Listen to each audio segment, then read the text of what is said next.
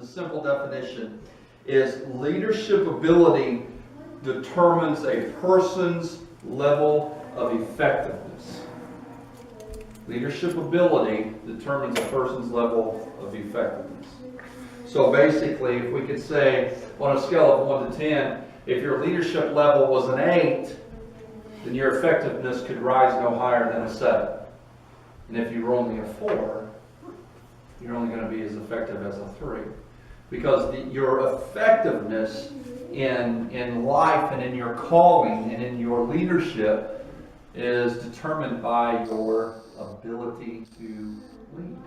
Okay? So that's the basis of the law of the lid. Whatever your lid is, that's as far as you can go. So what do we have to do if we want to be more effective? We have to increase the lid. We have to raise the lid. Right, we have to raise our level of leadership. So, to help bring this together, the McDonald brothers, okay? I'm going to carry my notes with me so I can make sure, in case I forget something. The McDonald brothers started a little restaurant. Big Mac? All right? The Big Mac people, all right? They started a restaurant. It was a drive-in restaurant. They were the ones that started that. Where you pull up, someone waits on you, they brought you your silverware, your plate, you ate in your car. They started this concept, right? And so they started developing more efficient ways to produce food. They started focusing on they added foods, menus first to their menu. Then they started focusing on just hamburgers and fries, and they made it simple. And they started booming. This little restaurant started doing great, and they started becoming wealthy. And so they got this idea that they would begin to franchise. They would spread out. But then that's where the problem came. Because they were efficient at what they did, and they were good at managing what they did, but they had a lid on their leadership. So when they tried to franchise, their inability to lead the franchise process caused them to fail. And so they started stumbling. They were good at what they did. They were good in their own restaurant. But I'll tell you how limited they actually were. And you'll think this is funny. There was a fella that wanted to buy into their franchise and open a restaurant in Phoenix, Arizona. And this guy in Phoenix said, I want to call it McDonald's. Because that was their last name. I want to call it McDonald's. They said, why would you want to do that? McDonald's, that's not known in Phoenix. The point is, they did not have the ability to grasp the expanse of what could have been done. But they had a fella named Ray Kroc that they had an association with through business relationships. He took it, he bought them out, and he expanded it into what we know today as McDonald's. But it took someone else with a higher leadership capacity to have more effectiveness. The McDonald brothers were good at what they did, but that's as far as they could go. And you know, many times you've heard me talk about this, is we're all given an area of influence. If you try to do less than what God has called you to do, you'll be miserable. Because He's always going to try to push you and prod you. And you're not going to find the success that you really want and the contentment and the joy of life, because He won't leave you satisfied. He won't allow you to be satisfied doing less than what He's called you to do. But if you try to go beyond your capability, go beyond, try to blossom before your time, your buds will die and your fruit will be dead. Kind of like an apple tree. We talked about that. An apple tree that blooms a little too early, and then the frost comes. And then what could have been a great harvest becomes nothing. because you stepped before your time. The law of the lid. So we want to raise our leadership ability so that we can increase our effectiveness in what we're doing. Now, think about this. A few points here. Personal success without leadership brings at best limited effectiveness. Personal success without leadership at best brings limited effectiveness. We've all known people that have been fairly effective at certain things because they do certain things well. But when they try to delve into areas that they don't do so well, they begin to kind of collapse and become their own worst enemy. And what could have been greatness all of a sudden becomes a bad reputation. Because your personal success without leadership limits your ability to be effective. Now, whatever you are to accomplish is restricted by your ability to lead others. Now, this is one thing we may, I think we might have talked about this in the last leadership meeting at church. Probably will talk about it again. Because one thing that I hear a lot from different leadership people and department heads is nobody wants to help me. Nobody wants to help me. And a lot of times we have a tendency to put that blame on them because they don't want to help. In leadership, what we should be striving to do is ask ourselves, why don't they want to help? One, maybe they're just not called to do what we want them to do. Maybe they just don't like it. But maybe they really like it, but they don't want to help us. There might be a reason. There might be a reason. What we need to do in those moments is look ourselves in the mirror. Ask ourselves, what is it that I can do better to have people want to participate in what I'm doing? Okay? Because whatever you are to accomplish is restricted by your ability to lead others. If you can't lead anyone to where you're going, you're not going to be very effective. You're going to get frustrated because you can only go so far by yourself. No one can accomplish great things alone. Nobody. It takes a team. It takes support. It takes people buying into what you're doing. And here's the thing. People buy into the person before they buy into the vision. They buy into the person. They buy into the relationship before they buy into what you're doing.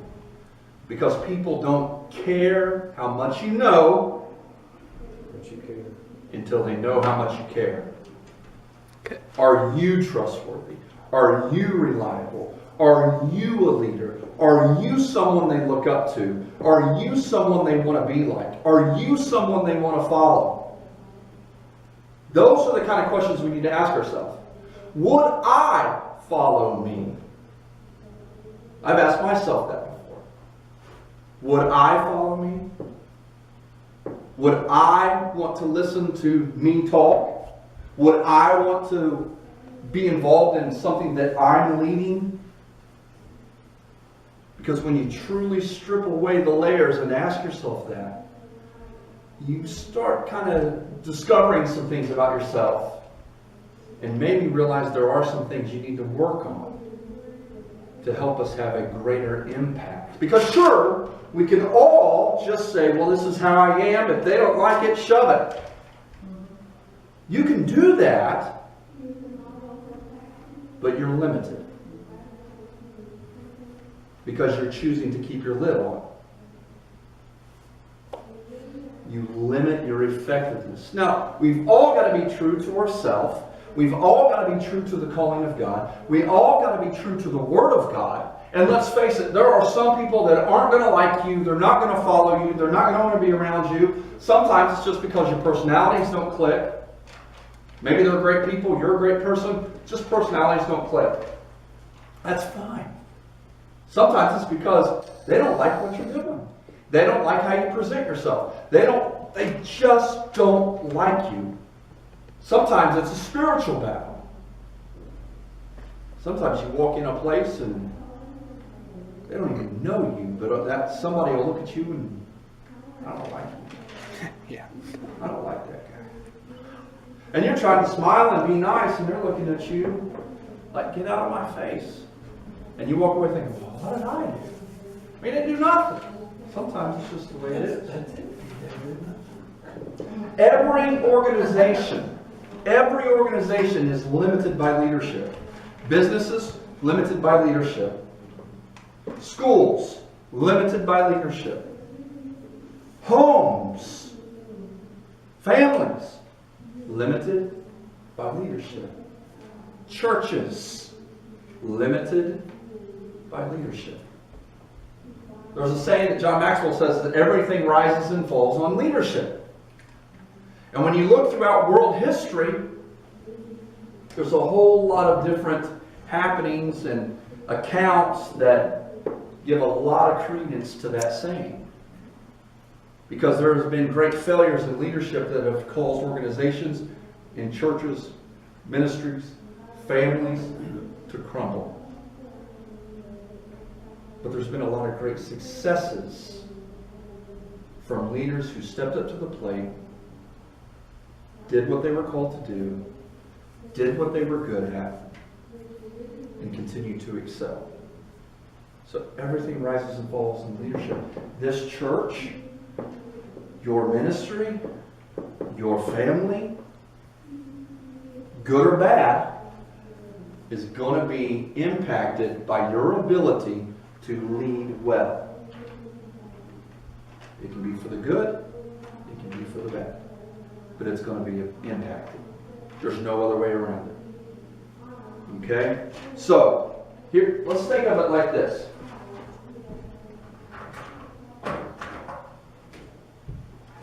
This is just a little visual that I like. So over here, we've got your LA. It's not Los Angeles. Leadership ability. Okay? And down here, we got, let's say, let's just call this success. I'm not very good at writing. Okay? Success slash, you could call this natural ability, NA, not Narcotics Anonymous, but natural ability. Okay? So, leadership ability, then down here, success, natural ability, whatever you want to call it. And let's say we have numbers 1 through 10, 1 through 10 up here. Where's the 1? Here's the 10. Now let's say you are very good at a skill.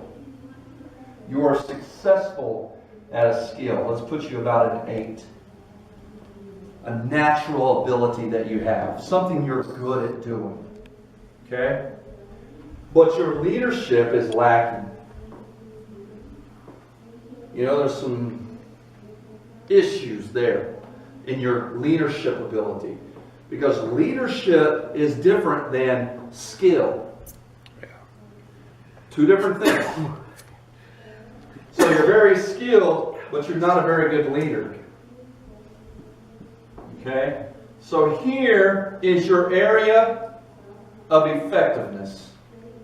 Okay? Again, just a visual. Area of effectiveness. You're limited. You're long on the ability. You're short on the leadership. However, let's flip it around and let's say you're a 5 in your natural ability. Because, you know, some people are like, well, you know, I'm okay at that, or I'm kind of good, or I'm learning, or, you know, whatever doubts you may have. You know, let's just put you at a 5 in your ability. your level of success. But then let's say your leadership is an 8. You carry yourself well, you're prompt, you know how to deal with people, you're tactful, you play well with others, you know. You don't have to be right all the time. You're willing to look at the bigger picture, fill in all those different attributes that you would think of as a good leader.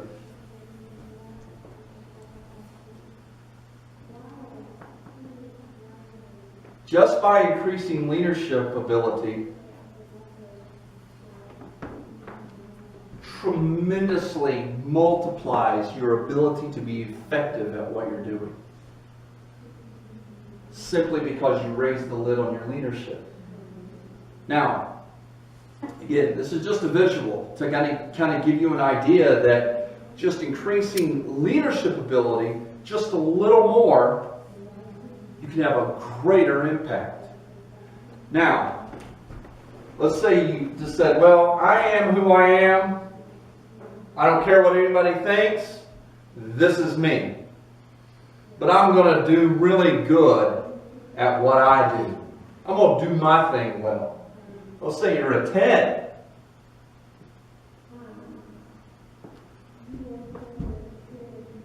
You're still very limited. Because you may be good at what you do, but if you don't know how to lead, you're going to be doing it by yourself. You'll still be subject to the better leader. Always. This is always going to increase your effectiveness in what you do by simply increasing your leadership ability. Now, I don't want to talk too much, but I do want to get into this. I want to get into Gideon. It's interesting to see what took place in the life of Gideon, where he started to where he ended. In Judges chapter 6, starting in verse 11, I'm actually going to turn there. And I want to read where Gideon started. We've heard this many times, but Judges chapter 6, verse 11.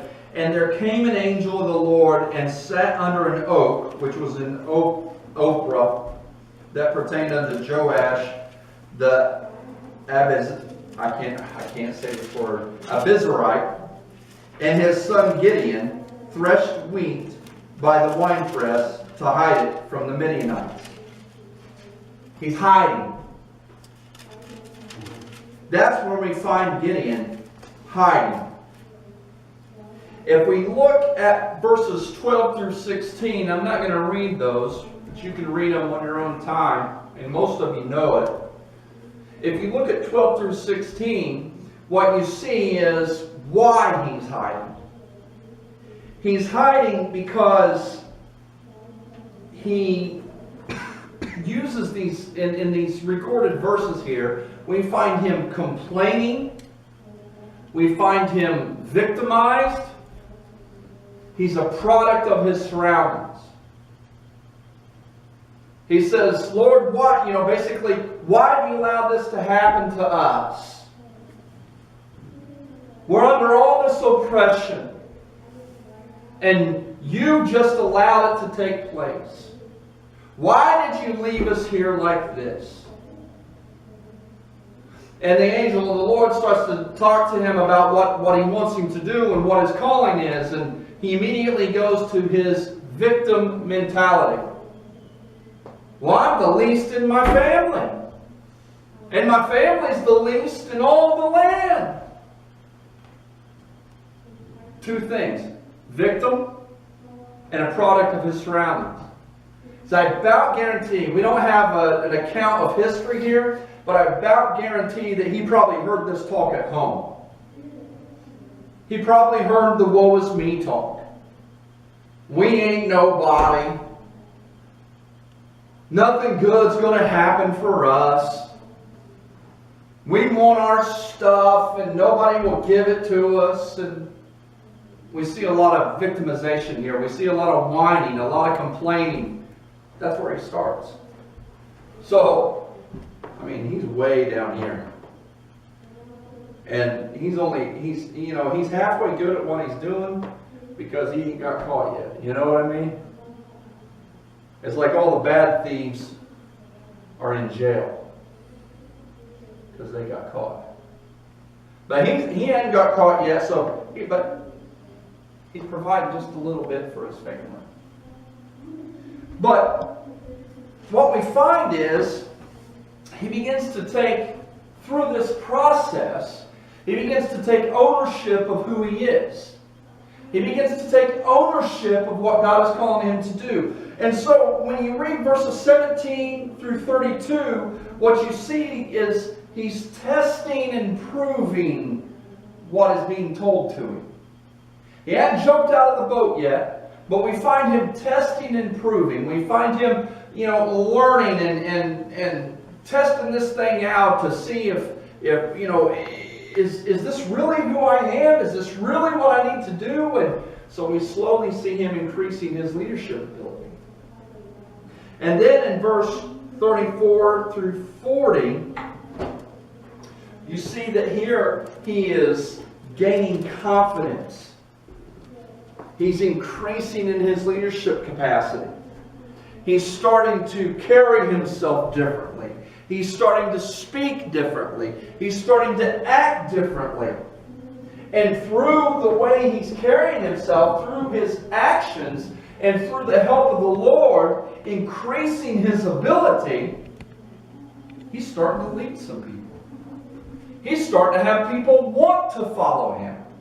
He's starting to have people that see the cause, they see the reason, and they bought into it. And then we see in chapter 7, he begins to take action. They begin to fight. They go to battle. His leadership lid has increased, and he has begun to fill it to capacity. You see, he's increasing his lid, but he's still down here in his ability.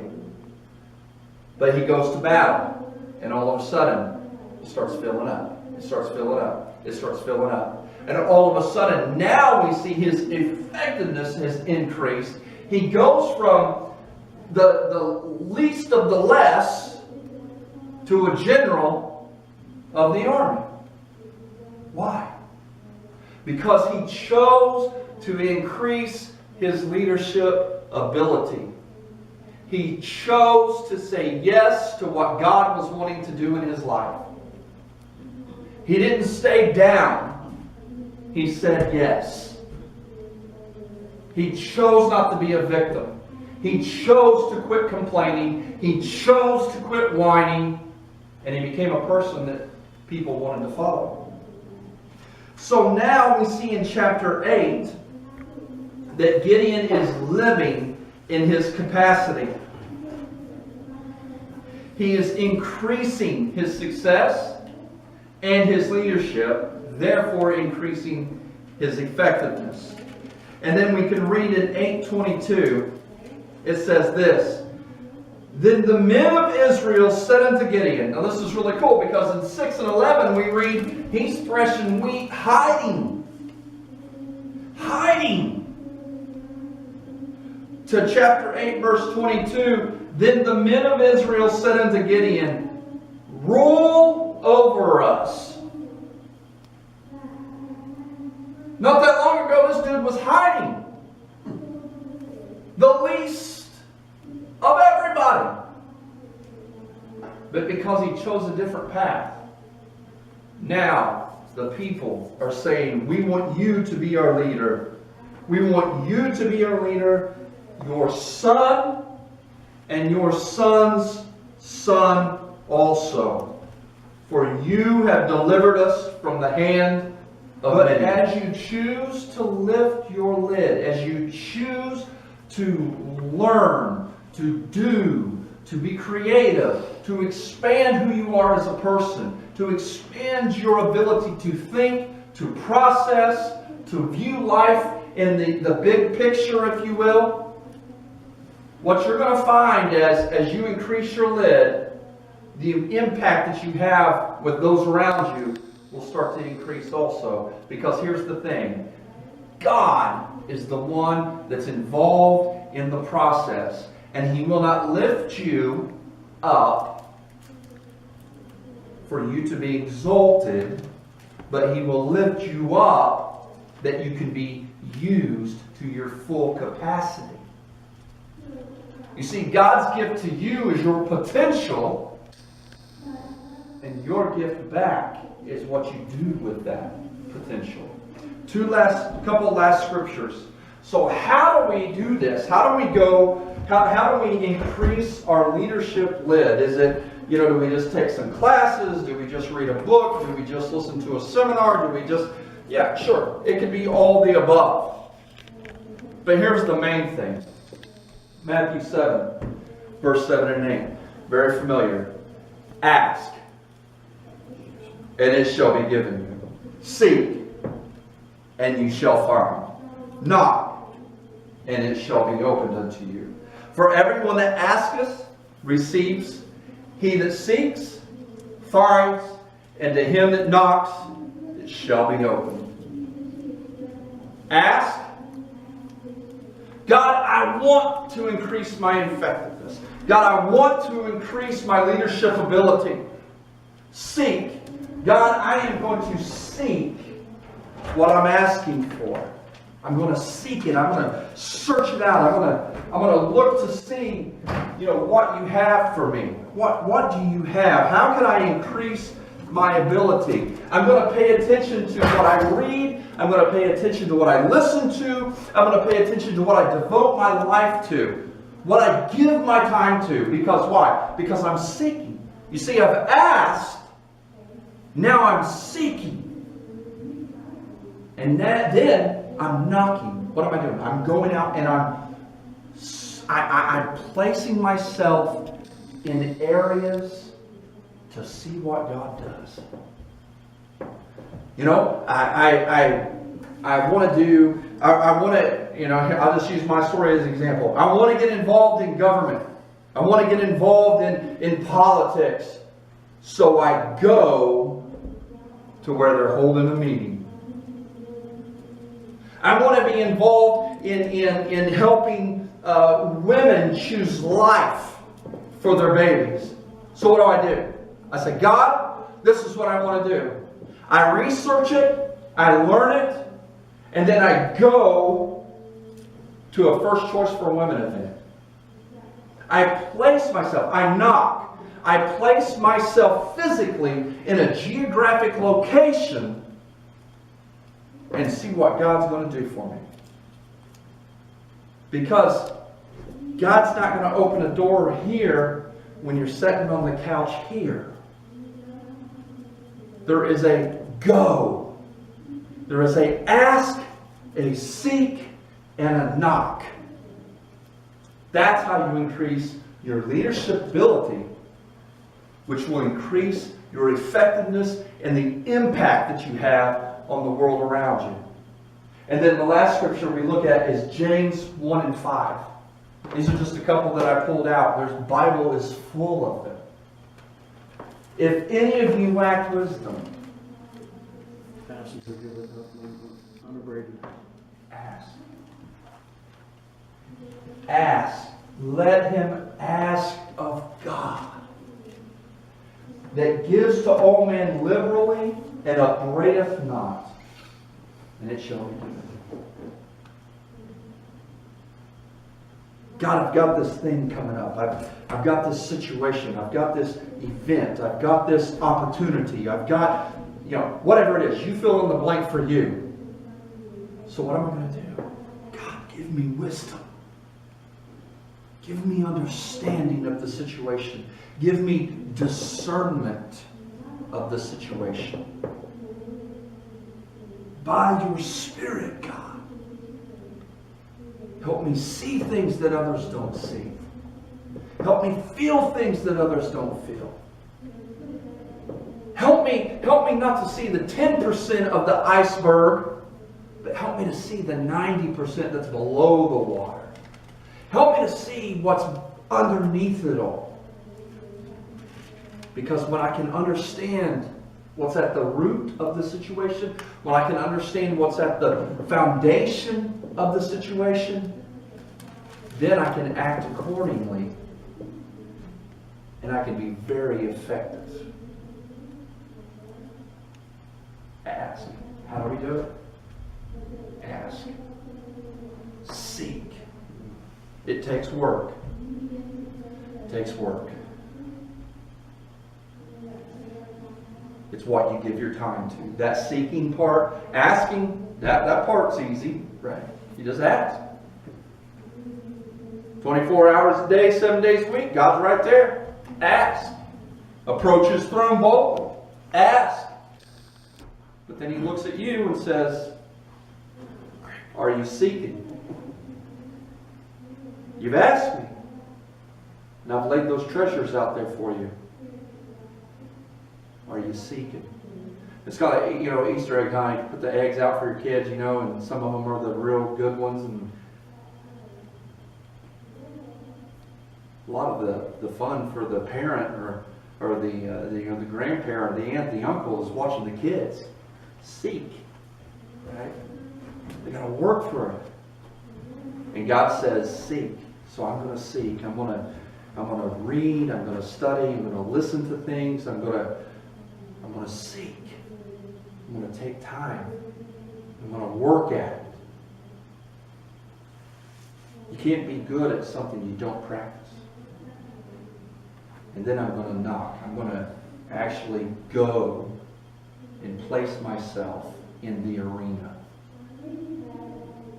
I'm going to go and I'm going to place myself in the arena. I'm going to go to where the game's going on. I'm going to go to where the action is. It's like David, ran to the battle. I'm going to put myself out there. I'm going to knock. And if you do that, you will find that the Lord will open things up for you that quite honestly, you just can't see right now. Things that you thought about, dreamed about, thought would be cool. All of a sudden, you're going to find yourself start walking in some of these things. And you're just going to have to show up and the door swings wide open and you're like, holy cow. You're going to have maximum impact. Just choose to raise your lid, because you can only go as far as your leadership ability will take you. God Himself may have all this for you, but if you can't manage it, He won't give it to us. Because let's be honest, He would rather see us have a humdrum life and make it to heaven than give us the weight of the burden and watch us be crushed by it.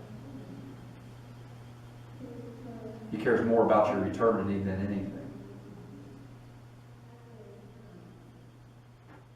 So let's choose to grow so we can handle